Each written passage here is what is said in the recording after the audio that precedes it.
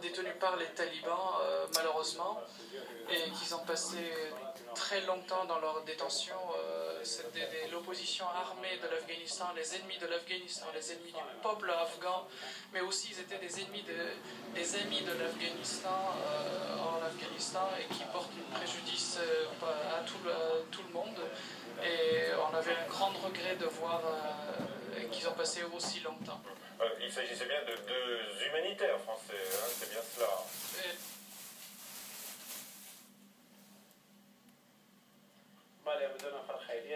Oui, effectivement, il travaillait dans la province de Tagob. Alors, ce que l'on apprend régulièrement de votre pays, évidemment, et là, ce sont les attentats des talibans que vous évoquez à l'instant. Comment est-ce que vous qualifiez aujourd'hui la situation dans votre pays ? La situation politique et militaire en Afghanistan, comme on le voit à travers les médias et comme vous le savez très bien, la situation politique en Afghanistan est préoccupante malheureusement, mais comme on l'a dit, il n'y a pas eu d'une montée en force des ennemis de l'Afghanistan, et heureusement surtout au Pakistan, mais et ils n'ont pas encore eu suffisamment de force et suffisamment de progrès et avancé pour porter des coups à la police et aux forces de sécurité afghanes. Aujourd'hui, par exemple, on a des unités des forces spéciales des Américains et des forces de sécurité afghanes. Ils sont basés aux provinces de Kapisa et qu'ils ont porté des préjudices considérables aux ennemis de l'Afghanistan. Les Français s'étaient déployés dans votre province, donc la Kapisa. Est-ce que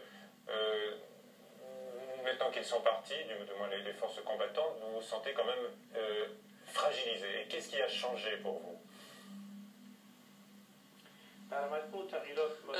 Globalement, la situation au Kapisa, le gouvernement afghan est un gouvernement récent et quantitativement parlant, on a à peu près 352 000 hommes dans les forces de sécurité afghanes, mais on a surtout besoin de l'équipement qui ont été fournis à la fois par les Américains et d'autres pays amis de la communauté internationale, et cela dépend forcément de toute cette aide technique aux forces de sécurité afghanes pour qu'ils puissent être à la hauteur de la tâche qui leur attend. Mais on va dire heureusement une dégradation de la situation n'est pas constatée dans la province de Kapisa, et de l'autre côté les forces ennemies ne sont pas devenues plus fortes qu'avant. Mais vous avez toujours aujourd'hui de fortes attentes vis-à-vis de la France?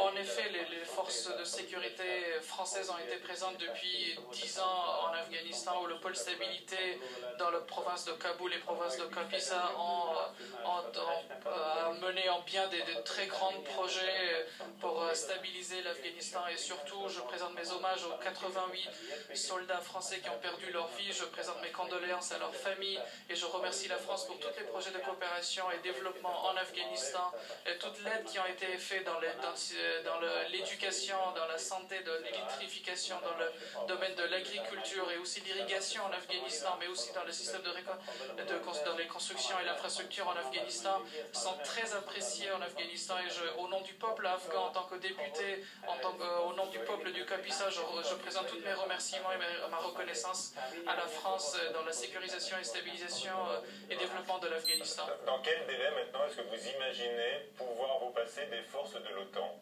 toujours sur place?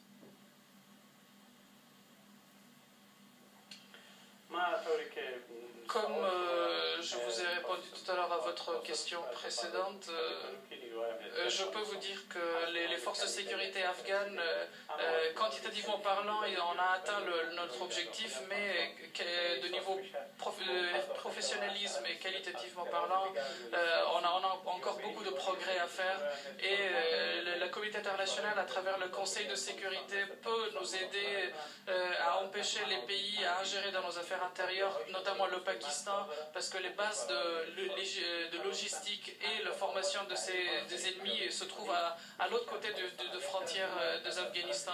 Et la communauté internationale peut en même temps à la fois exercer une pression politique ou quelque autre façon sur le Pakistan, mais en même temps renforcer les forces de sécurité afghanes.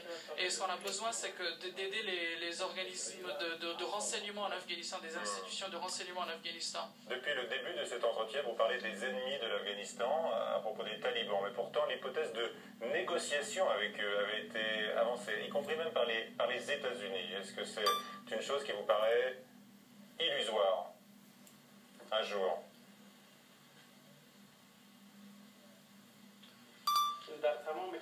Dans tous les pays, il y a des oppositions, que ce soit les oppositions politiques ou l'opposition armée dans certains pays, dans certains contextes. Quand on parle de ces gens-là, il y a des personnes qui viennent de l'Afghanistan et d'autres qui viennent qui se battent avec l'encouragement et le soutien des pays voisins de l'extérieur, et certains l'organisent depuis l'extérieur des frontières afghanes et qui organisent des attentats à l'intérieur de l'Afghanistan. Ils sont divisés dans plusieurs groupes, mais quand en négociation, chaque conflit a besoin de négociation ou de discussion pour arriver à une paix, pour mettre fin à un conflit.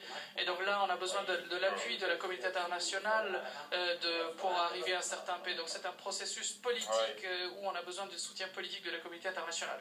D'accord. Merci beaucoup, M. Nishrabid, de nous avoir rendu visite aujourd'hui. Je précise qu'il y aura des élections présidentielles dans un peu plus d'un an, dans pratiquement une année maintenant, dans votre pays. Merci à vous. C'est la fin de ce journal. À 22h, Sonia Mabrouk pour le prochain rendez-vous d'information sur Public Sénat à suivre sur la chaîne parlementaire Assemblée nationale de Caddock. Bonsoir.